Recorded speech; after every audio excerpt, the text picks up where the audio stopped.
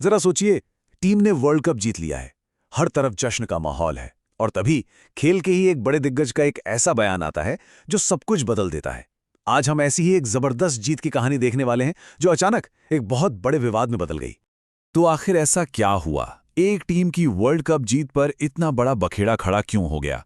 यही वो सवाल है जिसके इर्द गिर्द आज की हमारी पूरी चर्चा होगी। देखिए, एक तरफ तो थी एक रिकॉर्ड तोड़ने वाली जीत और दूसरी तरफ क्रिकेट के भविष्य पर ही सवाल उठ गए। तो चलिए इस पूरे मामले की तह तक चलते हैं।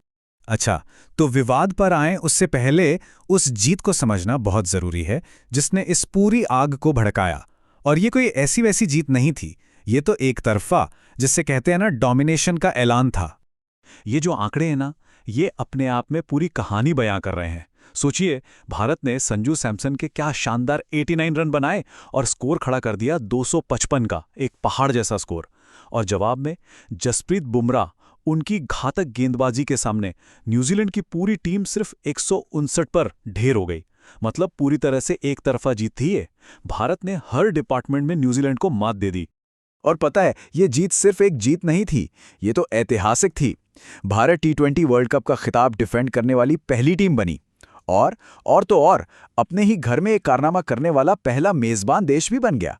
मतलब इस एक जीत ने क्रिकेट की दुनिया में टीम इंडिया के दबदबे पर पक्की मुहर लगा दी। लेकिन जश्न के इसी माहौल के बीच कहानी में एंट्री होती है विवाद की। पाकिस्तान के पूर्व तेज गेंदबाज शोएब अख्तर सामने आते हैं और एक ऐसा बयान देते हैं जिसने, सच कहूं तो, क्रिकेट जगत में एक भूचाल ही ला दिया। ये अख्तर का सीधा सीधा हमला था। उन्होंने टीम इंडिया की तुलना पता किससे की? एक अमीर बच्चे से जो मोहल्ले के बाकी बच्चों को खेलने के लिए बुलाता है और फिर अपने दम पर जीत जाता है। उनका सीधा आरोप था कि भारत क्रिकेट की जो असल आत्मा है उसे खत्म कर रहा है। ये एक बहुत ही तीखी, बहुत ही चुभने वाली बात थी जिसने फौरन सबका ध्यान खींच लिया। लेकिन यहां कहानी में एक ट्विस्ट है।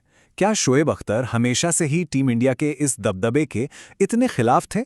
शायद नहीं, क्योंकि फाइनल से ठीक पहले उनका जो नजरिया था वो एक बिल्कुल ही अलग कहानी कहता है, और यहीं से ये पूरा मामला और भी ज्यादा उलझ जाता है। ये जो फर्क है ना, ये सच में हैरान करने वाला है। देखिए, मैच से पहले अख्तर खुद कह रहे थे कि भारत जीत का प्रबल दावेदार है, लेकिन जैसे ही मैच खत्म हुआ उनका रवैया पूरी तरह से बदल गया, एकदम आक्रामक हो गया।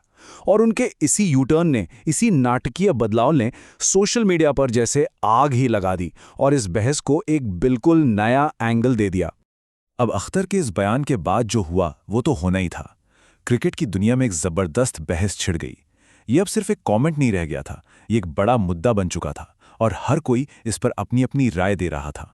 तो हुआ क्या? सोशल मीडिया पर फैंस के बीच तो मानो जंग ही छिड़ गई। ज्यादातर लोगों ने इसे अख्तर की कड़वी प्रतिक्रिया या खीज बताया, लेकिन कुछ और भी आवाजें थीं। जैसे कि पाकिस्तान के ही पूर्व गेंदबाज मोहम्मद आमिर, उन्होंने एक अलग ही एंगल दिया। उनका कहना था कि भाई, इसमें न्यूजीलैंड की खराब बॉलिंग स्ट्रैटेजी का भी तो हाथ था। मतलब मामला सिर्फ भारत के दबदबे का नहीं था, बल्कि न्यूजीलैंड की गलतियों का भी था। मगर रुकिए, इस कहानी में सिर्फ आलोचना और विवाद ही नहीं है।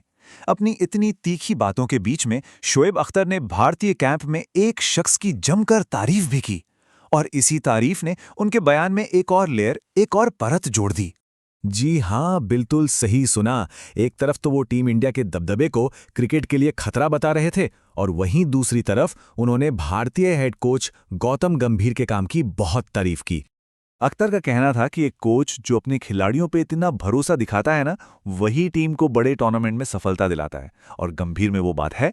अब देखिए, ये बात उनके पूरे बयान को और भी कॉम्प्लिकेटेड बना देती है। इससे पता चलता है कि वो सिर्फ आंख बंद करके आलोचना नहीं कर रहे थे, बल्कि उनके ऑब्जर्वेशंस में गहराई थी। और यहीं पर आकर हम उस सबसे बड़े सवाल पर रुक जाते हैं जो शोएब अख्तर की आलोचना की जड़ में था। सवाल यह है कि जब कोई एक टीम इतनी ज्यादा ताकतवर और प्रभावशाली हो जाती है, तो क्या ये उस खेल के लिए अच्छा है, या फिर ये उस खेल की असली आत्मा यानी कंपटीशन को ही धीरे धीरे खत्म कर देता है? ये एक ऐसा सवाल है जिसका जवाब शायद क्रिकेट को आने वाले कई सालों तक ढूंढना पड़ेगा।